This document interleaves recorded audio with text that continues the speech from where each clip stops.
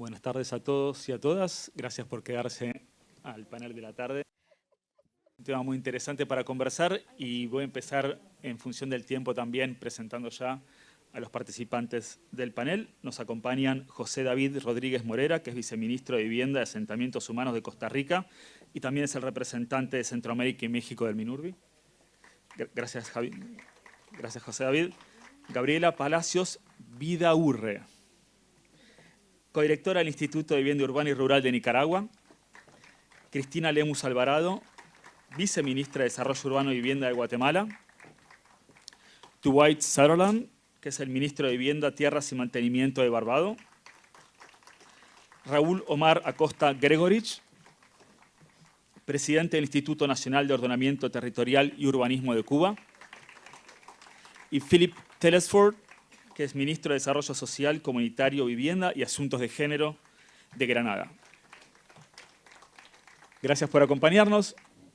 El tema de la sesión está basado básicamente en la adaptación al cambio climático para ciudades. Este es un tema que es central a la conversación que venimos teniendo desde el inicio del MINURBI. Es una problemática que se suma a las problemáticas históricas que tienen las ciudades en Centroamérica y el Caribe, si no solo las ciudades tienen que lidiar con los viejos problemas urbanos, con las discusiones que estuvieron recién respecto a la inclusión social, a la segregación socioterritorial, déficit de hábitat y vivienda, planificación, falta de financiamiento, sino que ahora se suman los fenómenos vinculados al cambio climático, el desafío de este siglo.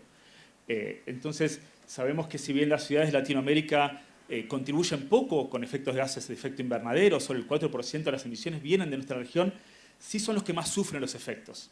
Se calcula que cerca del 80% de los daños que vienen de las amenazas y de los desastres vinculados al cambio climático son los que afectan las ciudades de la región. Es decir, gran parte, si el 80% de los daños son en las ciudades. Y gran parte de este problema pasa en las ciudades y por eso hay que pensar cómo concentrar las soluciones también a escala de las ciudades.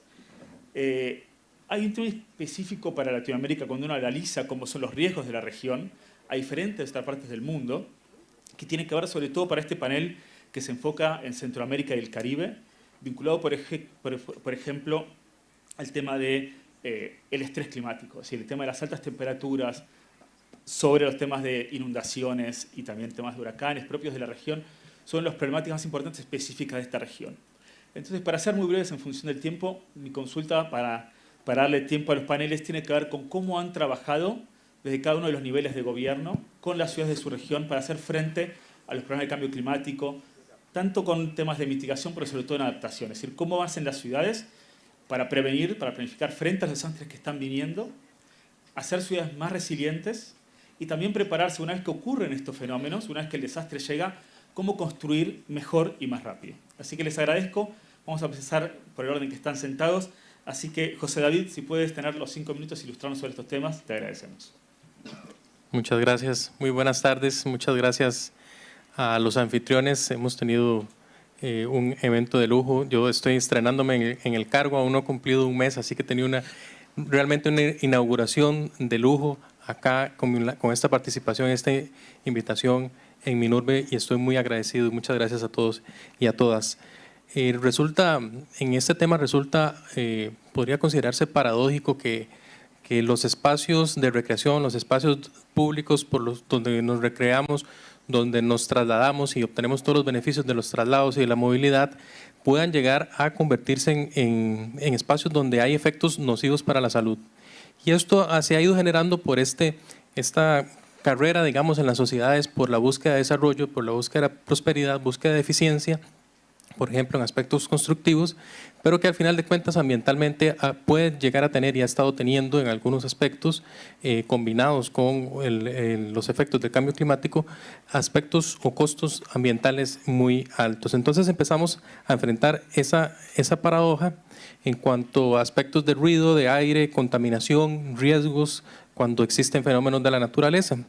Pero afortunadamente, con estos espacios de cuestionamiento y estas corrientes donde hemos empezado a analizar desde diferentes trincheras, de diferentes organismos con diferentes apoyos que se han venido generando, este cambio o este alto para retornar hacia un cambio donde se pueda rescatar incluso habilidades que se tenían en el pasado desarrolladas para habitar en lugares de una forma que se pudiera aprovechar los recursos disponibles, los recursos climáticos, y se pudieran estar preparados de una forma mucho más resiliente para enfrentar las amenazas que se presentan en estos sitios. Ahora, por supuesto que esto no es fácil. Hay que luchar muchísimo contra las fuerzas del mercado, contra las tendencias, contra una hiperestandarización que afecta a todas las industrias, y la construcción no es la excepción. Por ejemplo, hay una hiperestandarización en materiales, en criterios, en estética. Si yo empiezo a describir, por ejemplo, un restaurante con lámparas de mimbre, sillas de ratán, subway tile, yo sé que todos se van a imaginar un restaurante como ese en su ciudad, pero lo tenemos en todas las ciudades, y eso tiene que ver un poco con esta gran corriente que tenemos que romper a través de la adaptación que se puede lograr con normativa, con herramientas de normativa. Es muy importante para lograr el cambio, el sustento técnico y las políticas públicas, y es una gran noticia la que nos dieron en el panel anterior, donde podemos observar que Minurbi puede irse conformando como este centro de intercambio de experiencias y de políticas públicas que necesitamos tantísimo en la región. Ayer lo conversábamos en el evento de CEPAL, que es muy importante poder intercambiar experiencias, poder conocer las herramientas que se han desarrollado en otros países y poder intercambiar esas propuestas que pueden ser adaptadas, pueden ser traducidas para nuestras diferentes regiones, y en este caso, hablando concretamente de políticas públicas, no solamente de llegar a construir el instrumento, sino las experiencias en la aplicación, en la operativización de esas políticas, como el conjunto de acciones que tenemos que realizar para ir de un lugar a otro, con una definición muy básica sobre las políticas públicas, y ahí incorporar todo el sustento técnico necesario, por ejemplo, como factores de diseño en nuestras ciudades, en la construcción, relacionados con el clima, relacionados con los aspectos biológicos, qué seres viven ahí, no solamente los seres humanos. Hay fronteras difusas entre las ciudades y zonas de bosques, por ejemplo, en muchas de nuestras regiones, es importante considerarlo también, y tecnologías apropiadas, adecuadas, que se pueden ir aplicando en cada una de las zonas, y también definir otros criterios relacionados con el propio sitio de los proyectos, con los proyectos en sí, con los controles ambientales, con la gestión del agua, con la gestión de la energía. Todo esto que se pueden ir incorporando en los códigos, y que sé que muchos países que pertenecen a este foro ya han avanzado, y en el caso de Costa Rica estamos haciendo el esfuerzo por hacerlo. En cuanto a las ciudades propiamente, también es necesario echar de mano a los recursos en la zona, en cuanto a clima, tecnología, que puedan gestionar el calor, pensar en gestionar la sombra como un servicio más en la ciudad, por ejemplo, que pueda hacer que las inversiones en espacios públicos y en vías, en sistemas de transporte, puedan ser más eficientes, más eficaces al aumentar su uso. El desarrollo del concepto de ciudades esponja también, que pueda hacer un abordaje integral de la escorrentía que ha crecido tantísimo con la impermeabilización de los suelos en nuestras ciudades. El uso, por ejemplo, de sistemas mixtos en cuanto a control de deslizamientos, que no solamente tengan una contribución en el control de la erosión, sino también propiamente en la estabilidad de taludes, y tecnologías como normativas que promuevan el uso de todos estos criterios. En el caso de Costa Rica estamos desarrollando el Reglamento de Construcción Sostenible. Ese es un reglamento que tiene base en una serie de compromisos internacionales en aspectos específicos relacionados con cooperación internacional, pero también se basa en el artículo 50 de la Constitución Política, que es un artículo muy pesado, muy fuerte, que se ha utilizado para tomar grandes decisiones en la Sala de lo Constitucional en Costa Rica por la vocación ambiental que ha tenido el Estado, y que habla de la obligatoriedad de proveer a los ciudadanos de un ambiente sano y equilibrado que no afecte su salud. Te agradezco, José David. No solo las intervenciones, sino que realmente clavaste en 5 minutos la presentación.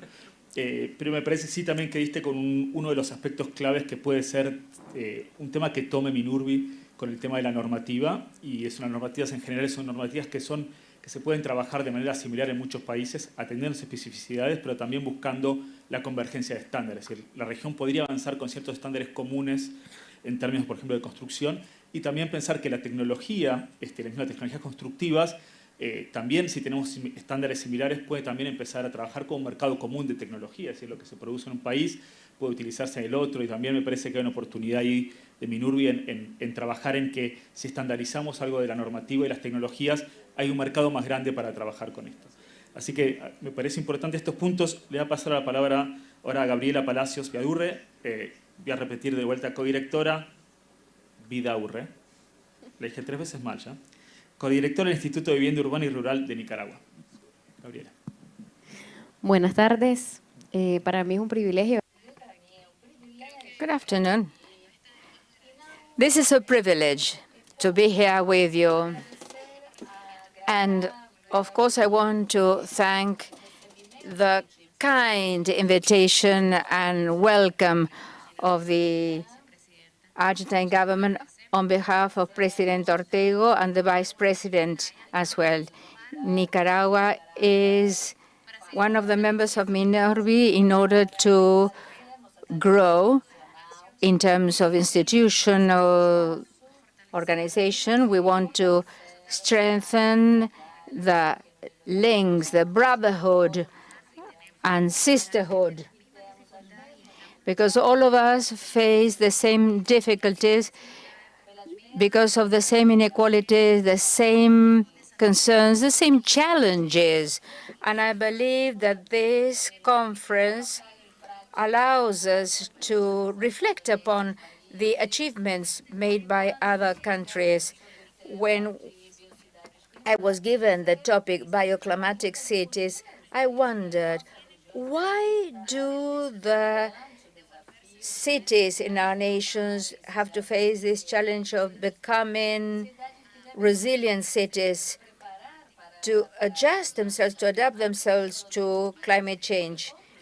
Because we have to face these results which are produced by other countries. Why we, the smallest countries, have to face the impact of caused by other countries? And obviously, Nicaragua has worked systematically and persistently in the field of climate change. We are the 6th country in terms of vulnerability, according to the latest report on climate risk. We are a small country in Central America, but we have big challenges because our vulnerabilities are not caused only by climate change. It's a rather seismic area. We have volcanoes with its own eruptions, which may cause dramatic consequences. That's why we have this. We are the 6th country in terms of vulnerabilities.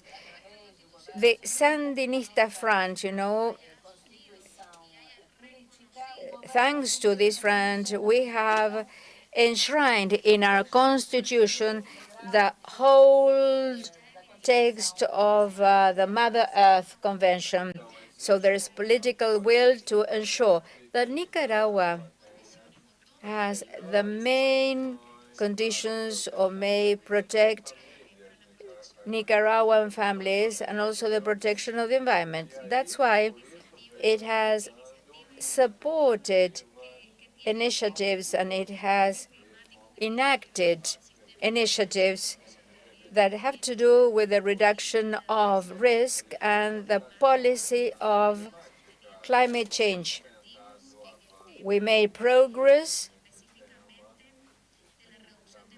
in the area of reduction of GHGs because we have accessed the Paris Agreement in order to reduce the temperature. We have worked also in the initiative 3030. We have also worked to reforest big surfaces in our country, and that goes hand in hand with to take care of the soil and And we have worked with an environmental position by identifying the regions exposed to risk, the Pacific, the Central, and the Caribbean regions. And each region has its own diversity, has its own situation. That's why we take each region to develop a housing project which is not going to have a negative impact on the environment and will benefit the cities. We have worked on changing the power grid. 90% of the energy was produced by fossil oils. Now we are committed to generating clean energy because of the El Niño. That's why we haven't been able to make progress. But at this precise moment, 74% of energy is going to be clean energy, hydro energy, thermal energy, and el tema de la movilidad eléctrica y poco a poco, ¿verdad? Somos un país pequeño, con pocos recursos y sabemos, como hemos abordado en todos estos espacios, que el multilateralismo es importante, sobre todo para los países de nuestra región, ¿verdad? Que son países pequeños. Agradecemos el espacio, no quisiera quitarle más tiempo a todos ustedes por respeto, quisiera poder abordar más, no nos da tiempo, pero sí en síntesis destacar, ¿verdad?, de que Nicaragua ha venido dando pasos grandes que tal vez para algunos países son pequeños, ¿verdad?, porque nuestro país es pequeño, pero para nosotros como nicaragüenses es grande, es grandísimo en el tema de la protección de la madre tierra, que de ahí se deriva como una voluntad política para que todos los proyectos que se desarrollen sean en función de la protección de la madre tierra y del bienestar de las familias nicaragüenses. Muchas gracias. Gracias, Gabriela, y me parece también que das con un punto que remarcamos de que los problemas son compuestos, es decir, sobre los problemas de desigualdad, de falta de integración, con temas de falta de infraestructura, se suma ahora el problema del cambio climático y la respuesta también tiene que ser una respuesta integral hasta donde se puede, es decir, no se trabaja específicamente sobre un sector, sobre varios sectores y sobre todo para los países como los que están en esa zona sísmica, la gestión de riesgos de desastres como un capítulo importante de la respuesta del Estado frente a una problemática que es constante y cada vez más agravante. Así que entiendo las dificultades y bueno, te agradezco las palabras. Aprovecho para pasar ahora para Cristina Lemus Alvarado, viceministra de Desarrollo Urbano y Vivienda de Guatemala. Por favor, Cristina. Muchas gracias, muy buenas tardes a todos. La verdad es que como país representando a Guatemala estamos muy contentos y agradecidos de haber sido parte de este evento tan importante. Y pues aprovecho la oportunidad para darle un agradecimiento especial al ministro y presidente de la MINURBI, Santiago Maggiotti. Muchas gracias por el recibimiento y por la actividad que se ha caracterizado por ser cálida y recibirnos a toda la región. Así que pues abordando sobre el tema y sabemos que no tenemos mucho tiempo, quisiera comentarles que el Viceministerio de Desarrollo Urbano y Vivienda ha trabajado en los últimos meses con un ente asesor que es el Consejo Nacional para la Vivienda, el cual está conformado por organizaciones no gubernamentales, por el sector privado y el sector público. ¿Y esto por qué? Porque entendemos que como país es muy difícil poder afrontar la situación de vivienda solo desde el punto de vista del gobierno. Entonces, tratamos la manera de integrar al sector privado y también a la academia para que nos fortalezcan con estudios, experiencias y con algunas estadísticas que ellos han manejado para que de esta manera el gobierno a través de sus instituciones encargadas en relación de vivienda puedan aportar y llegar a esa población más necesitada.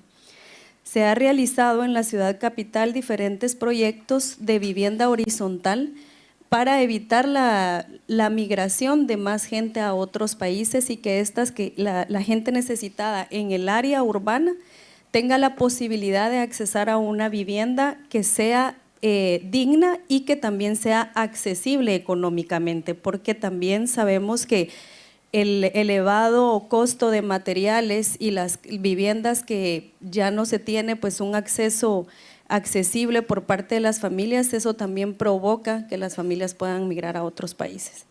Ahora bien, en el tema del área rural es un poco más complejo para nosotros como Guatemala. Como lo mencionaba mi antecesora, nosotros somos una región, la región centroamericana, muy afectada por los cambios climáticos, las lluvias muy copiosas, las tormentas, los terremotos, y tenemos pues mucha dificultad de poder afrontar la situación cuando muchas viviendas son afectadas por un desastre natural. Pero ¿qué es lo que estamos trabajando nosotros? Como FOPAVI, que es el Fondo para la Vivienda, ha instaurado una mesa multisectorial en conjunto con la CONRED, que es la coordinadora para la reducción de desastres, y en conjunto coordina con otras instituciones el poder llegar a esas comunidades afectadas y hacerles ver a ellas que no pueden volver a construir su vivienda o no pueden volver a pedir una adquisición de lote en un área vulnerable. Lo que buscamos es una tierra completamente aislada donde pueden sufrir un desastre natural para poder darle una vivienda digna y accesible por medio de un subsidio que otorga el Fondo para la Vivienda. También tenemos la Unidad de Desarrollo de Vivienda Popular, y esta unidad se dedica a la construcción de muros de contención en los asentamientos humanos, que sabemos que estos son los más afectados con el tema de las lluvias. Recientemente tuvimos, me imagino que en algunos países llegó la noticia, tuvimos un deslave en un asentamiento y lamentablemente pues tuvimos la pérdida de 18 personas, y entonces aquí es donde nosotros vemos la necesidad de la acción de las instituciones de gobierno, y estamos buscando también el apoyo del sector privado para que en conjunto podamos apoyar a la población más necesitada. También quiero comentarles que me siento muy satisfecha de participar en este tipo de actividades porque en conjunto con otros países de la región centroamericana hemos comentado las experiencias que hemos tenido, por ejemplo El Salvador, Nicaragua, Costa Rica, y esto nos ha ayudado a saber cuáles son los programas que han funcionado y que pueden funcionar para nosotros como país. También recordar que el cambio climático no solo afecta a la vivienda, sino también trae consigo consecuencias como las enfermedades y otros factores de los cuales debemos tomarlos en cuenta para trabajar programas que puedan fortalecer estas situaciones a los que todos estamos expuestos. Actualmente estamos actualizando la Política Nacional de Vivienda, en la que se tiene como objetivo incorporar los problemas que han sido presentados, como por ejemplo los procesos que puedan adaptarse al cambio climático, y se busca la evaluación de la construcción de vivienda social en las áreas dependiendo el clima de la región. En el clima frío de una forma y en el clima cálido de otra, porque actualmente la vivienda popular de nuestro país es de forma general para todos. Así que ya no me queda más tiempo, pero podemos seguir abordando el tema en unas charlas futuras. Gracias. Te agradezco, Cristina, y me parece interesante el que hablamos de los problemas de pensar el tema de la migración, no solamente la histórica migración rural-urbana en países que se están urbanizando, sobre todo los de Centroamérica siguen eso, sino también entender que por efectos del cambio climático se calcula que cerca de otros 17 millones de personas van a también tener que mudarse de zonas que van a quedar inhabitables de alguna manera a las ciudades. Eso implicaría que sobre las estimaciones de crecimiento urbano que ya hay ahora, hay que sumarle un 10% adicional. Es decir, hay que pensar que adaptar las ciudades, no solamente a los problemas que tienen ahora, sino para también recibir esa población rural, no solamente la que se estima con la tasa de crecimiento, sino una adicional que pueden venir quizás también de forma más rápida por efecto del clima. Así que hay un desafío doblemente, para aquellos que están urbanizando, de hacer lugar en las ciudades para recibir ese crecimiento de forma ordenada. Así que me parece importante también ese tipo de reflexiones y tener en cuenta esos problemas. Paso ahora a Dwight Sutherland, que es el ministro de Vivienda, Tierras y Mantenimiento de Barbados. Por favor, Dwight.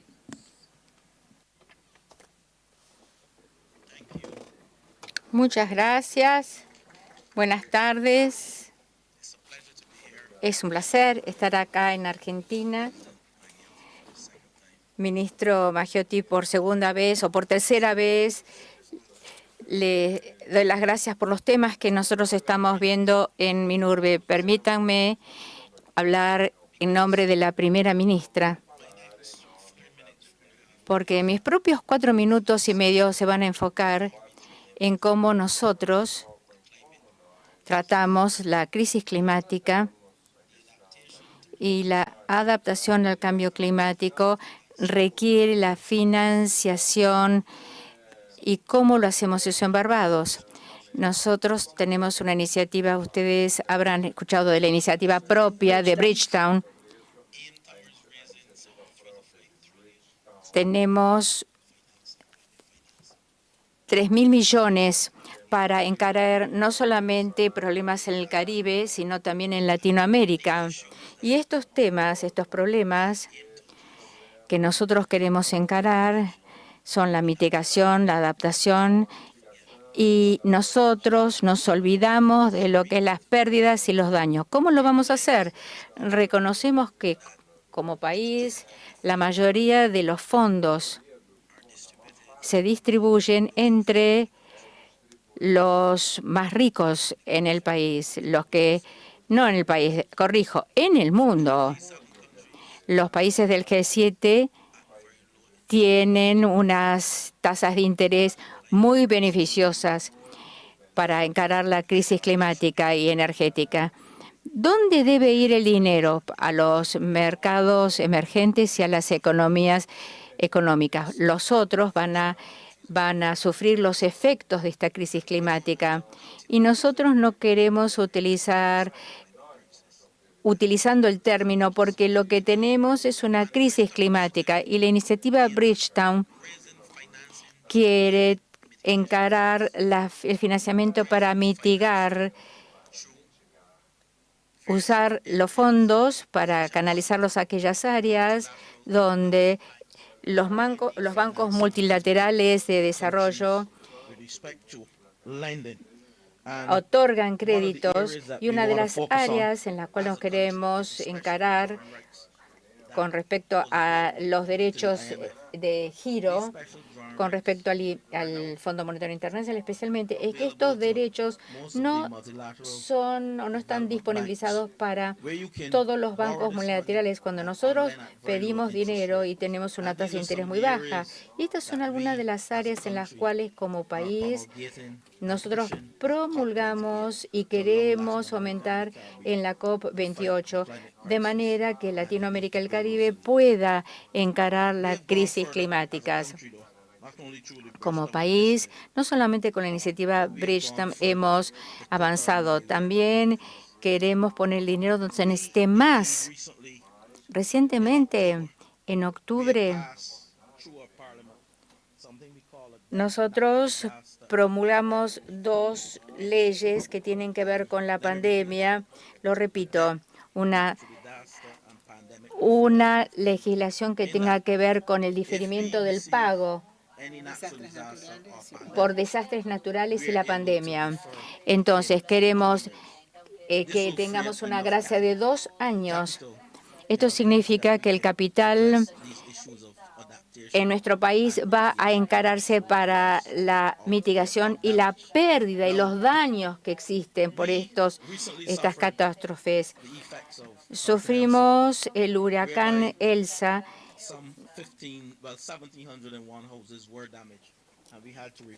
17.000 viviendas fueron afectadas y realmente esto requiere millones de dólares para reparar. Cuando nosotros utilizamos los derechos especiales de giro en la región, nos va a dar billones de dólares para poder encarar estos problemas sin sacrificar la salud, la infraestructura, la educación. Y esta es la razón por la cual en el país y en Latinoamérica y el Caribe necesitamos... Tengo unos segunditos más, por favor. Nosotros tenemos una iniciativa de la iniciativa global para tener fondos de inversión para que en Barbados podamos invertir millones de dólares Y con el Fondo Verde y el azul vamos a encarar proyectos de energía asociados con la resiliencia, el transporte, la electrificación. Todo esto tiene que ver con el proyecto de CAF, que nos da estos fondos azules y verdes. Entonces, acá tenemos una fuente de financiación. Estas son algunas de las maneras en que nosotros pensamos encarar estos desafíos que son resultado de la crisis climática. Y nosotros queremos también tener una política del techo propio que llegue a que haga una intersección con todos los sectores, de manera de tener un abordaje holístico con el cual podemos construir la resiliencia y la sostenibilidad.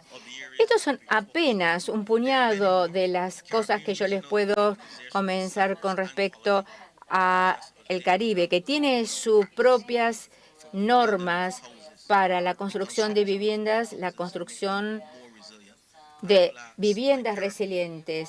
Y les pido a mis colegas caribeños y latinoamericanos que veamos cómo podemos adaptar esta organización y estas normas caribeñas con un código de prácticas para construir la resiliencia. Tenemos que compartir todo lo que podamos para la crisis climática.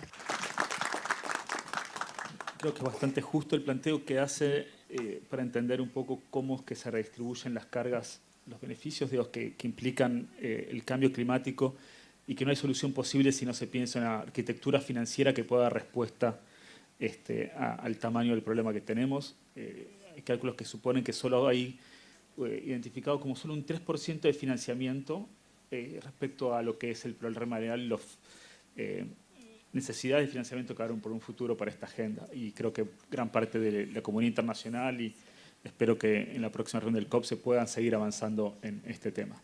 Así que me parece importante darle la importancia de llamar esto también la idea de una crisis, ¿no? De ponerle el punto en la emergencia de tener que dar una solución al tema del cambio climático. Voy a pasar ahora a Raúl Omar Acosta Gregorich, presidente del Instituto Nacional de Ordenamiento Territorial y Urbanismo de Cuba. Gracias. Sí, buenas tardes. Gracias, Santiago, por la acogida a todos los que hoy estamos presentes aquí y por tu papel al frente de la BINURBI. Como todos ustedes conocen, Cuba es un país que por su posición geográfica es azotada con mucha frecuencia por eventos meteorológicos extremos, como son los huracanes, las intensas lluvias, la sequía. La elevación media del nivel del mar también nos afecta. Hoy tenemos más de 155 asentamientos que para el 2050 serán afectados por el nivel medio de la elevación del mar. También en los momentos de extrema sequía hemos sido afectados por los incendios forestales. El año anterior, usted conoce, se publicó bastante el gran incendio que tuvimos en las provincias orientales. El férreo bloqueo de los Estados Unidos, económico, comercial y financiero, es el principal obstáculo que tiene nuestro gobierno para poder impulsar políticas para mitigar y enfrentar todo lo relacionado con el cambio climático. No obstante a ello, el gobierno cubano realiza un esfuerzo junto a su pueblo para avanzar en esta dirección. Hoy ya más de 600 viviendas de esas que van a ser afectadas por la elevación media del nivel del mar han sido evacuadas hacia lugares más altos y seguros, que representan el 16% del inventario que tenemos de esta vivienda, donde, como dije, más de 4.600 cubanos viven en estas áreas. Impulsada por el comandante en jefe desde el triunfo de la revolución, se llevó a cabo lo llamado la voluntad hidráulica, para poder enfrentar las intensas lluvias, los huracanes que azotan a nuestro país. En este periodo se han construido más de 1.000 presas y micropresas que permiten almacenar más de 10.000 millones de metros cúbicos de agua Nosotros tuvimos al principio de la revolución un huracán que arrasó con pueblos enteros. Tuvimos cientos de muertos y a partir de ahí la voluntad del comandante en jefe con la tarea hidráulica. Esta misma tarea hidráulica nos ha llevado a construir más de 800 kilómetros de canales para llevar el agua donde hace falta y no a donde la naturaleza la quiere llevar y donde estos eventos extremos las llevan y, como dije anteriormente, nos ha afectado a nuestra población. Nosotros recibimos del capitalismo una repoblación forestal menos del 13%. Hoy nuestro país exhibe un 29.8% de repoblación forestal gracias a planes de la revolución de la repoblación forestal del Plan Turquino, una tarea del Estado cubano que es conducida por un viceprimer ministro, para que tengan una idea de la atención que le presta el Estado a estas tareas relacionadas con el cambio climático. En Cuba, la nueva agenda urbana y el cambio climático son tareas de Estado conducidas también por un viceprimer ministro, donde se chequean y se analizan periódicamente. Hemos construido desde el 2019 hasta el 2022 16.700 viviendas y hemos restaurado más de 89.000 viviendas. El 60% de esas viviendas se han construido o restaurado con el trabajo propio de los habitantes, del pueblo, con la participación popular. Más de 1.600 barrios precarios, donde habitan más de 186.000 cubanos, han sido intervenidos en los últimos 2 años, que ha permitido mejorar las condiciones de vida a más de 186.000 habitantes de esos barrios precarios.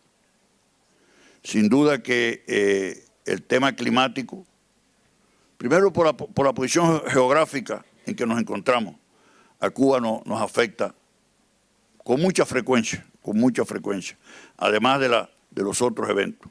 Aunque no hemos tenido un huracán, un terremoto de grandes proporciones, sí estamos en el área también sísmica. En el último año hemos tenido varios temblores perceptibles, donde la población se ha preparado para eso. Nosotros tenemos una fortaleza, que es contar con un sistema de defensa civil conducido por el Estado, donde participan todas las instituciones del Estado y participa el pueblo, que es la institución que se encarga en Cuba de elaborar los planes de desastre, trabajar en mitigar y reducir al mínimo posible todos los efectos del cambio climático en estos eventos que anteriormente les había explicado. Nosotros hemos articulado de una forma muy especial tanto la nueva agenda urbana como los efectos del cambio climático, como la tarea vida, como le dije ya, conducida por un viceprimer ministro, articulada con el plan de desarrollo de la economía y articulada muy estrechamente con el plan de desarrollo del país y además con el plan urbanístico del país también. O sea, esos elementos nosotros hemos logrado conjugarlos de forma tal que sea una política de Estado donde, aunque esas políticas son conducidas por el Estado, participa muy activamente el pueblo. Por ejemplo, para enfrentar los huracanes que todos los años afectan a Cuba, nosotros damos un día de entrenamiento al pueblo, que le llamamos el ejercicio Meteoro, donde el pueblo se prepara para enfrentar un evento de gran magnitud en el país. Y así hemos recibido la cooperación de ONAVITA en Pinar del Río, que ustedes saben el año pasado fuimos afectados por un huracán, y allí en Pinar del Río, a través de ONAVITA, hemos intervenido en el poblado de Viñales. Podía transmitirle muchas experiencias más de lo que hacemos nosotros en materia de prevención y mitigación del cambio climático, pero el tiempo se ha agotado. Agradezco, Raúl, y nuevamente destacando la importancia de tomar la nueva agenda urbana como una política de Estado, me parece que es un punto importante, pero sobre todo la preparación para la emergencia, incorporando la participación comunitaria, porque al final los esfuerzos en ese momento son muy grandes como para solamente poder llevarlos desde el punto de vista del Estado. Es la comunidad la que eventualmente tiene que estar preparada frente a este tipo de situaciones de emergencia. Y ahora sí, el último panelista, Philip Telesford, Ministro de Desarrollo Social, Comunitario, Vivienda y Asuntos de Género de Granada. Please, Philip. Thank you very much. Well, I express my appreciation to Quiero expresar mi gratitud al presidente de MINURBI y al comité organizador por esta oportunidad maravillosa que nos dan acá para que nos reunamos en este lugar. Yo creo que esta reunión nos da la atmósfera propicia para la fertilización de ideas y para enfrentar de plano la crisis climática que nos afecta a todos nosotros como región. También aprovecho la oportunidad para sentarme al lado de mi colega cubano, porque como yo, ciudadano de Granada, tenemos realmente una relación muy estrecha con el pueblo de Cuba. Granada, como una pequeña isla, un estado insular, conoce perfectamente esta crisis climática que nos enfrenta. En el año 2004, o sea, hace 19 años aproximadamente, nuestro país fue devastado por el huracán Iván. Perdimos el 90% de nuestras viviendas. Hoy, muchísimas viviendas están siendo reconstruidas porque muchísimas de estas... ¿Qué pasaba con estas viviendas? No estaban cubiertas por el seguro, no se pudieron proteger de las consecuencias del huracán. Hoy hemos visto que hay mejoras en lo que es el parque de viviendas de Granada. Aproximadamente 42% de las viviendas en Granada se construyeron con paredes, o sea, con estructuras de paredes, y el resto, ya sea con madera o con materiales menos robustos. Eso es un problema. Como podrán inferir de estas crisis que se ciernen sobre nosotros, como gobierno nuevo, nuestro gobierno fue elegido hace apenas 6 meses y nosotros enfrentamos esta situación en la que 32% de la población necesita con urgencia una vivienda. Y para que ustedes entiendan la gravedad de esta situación, tenemos 600 unidades que deben ser distribuidas en la población. Solamente 600, pero tenemos 6.000 personas que la necesitan. Significa que es un 90% de las personas que lo solicitaron no podrán acceder a la casa. Y esta es la gravedad de la situación. Nuestro problema es el acceso al financiamiento accesible y también el acceso a materiales más robustos e innovadores para embarcarnos en esta tarea. Y cuando nosotros nos embarcamos, lo llamamos al proyecto 500, proyectos 500, que nosotros queremos construir viviendas que sean inteligentes desde el punto de vista climático y de acuerdo al estilo arquitectónico de Granada. Entonces, ¿cómo lo financiamos? Ese es el kit de la cuestión. Con una población pequeña y como resultado de todo lo que les acabo de decir, no tenemos los recursos para pagar estas construcciones. ¿Qué hacemos? Buscamos una asociación pública-privada. Pero eso es solamente parte del desafío. El otro desafío es que hay una gran cantidad de la población que utiliza latrinas. O sea, están al aire libre y no están equipadas para poder eliminar los desechos. Entonces, esto significa que tenemos que tener también acceso a un financiamiento bajo. Entonces, tenemos que diseñar una política de viviendas adecuada y también tenemos que contemplar los otros planes del gobierno y necesitamos financiamiento. Entonces, ¿cómo podemos financiar todas estas iniciativas? Y nuestra esperanza es que esta conferencia de MINURBI nos ayude a construir la relación para poder, en última instancia, acceder a este financiamiento. Quiero agradecerles a los panelistas y a todos los que están aquí y decirles que nosotros como cuerpo debemos actuar unidos porque tenemos los mismos problemas y tenemos que encontrar una solución común para poder enfrentar. Muchas gracias, señoras y señores.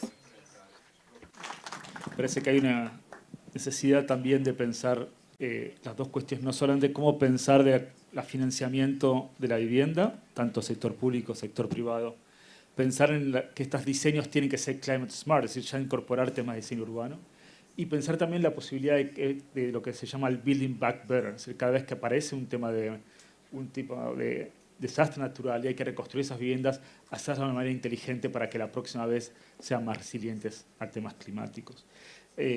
Yo sé que tenemos poco tiempo y les pedí a todos que seamos muy sintéticos. También les quería permitir hacer un comentario adicional, así que les abro nuevamente el micrófono. Les pido por favor que sean de tiempo acotado. Sé que Dwight tenía un comentario, así que le paso la palabra a Dwight y cualquier otro que necesite hacer un comentario breve, por favor.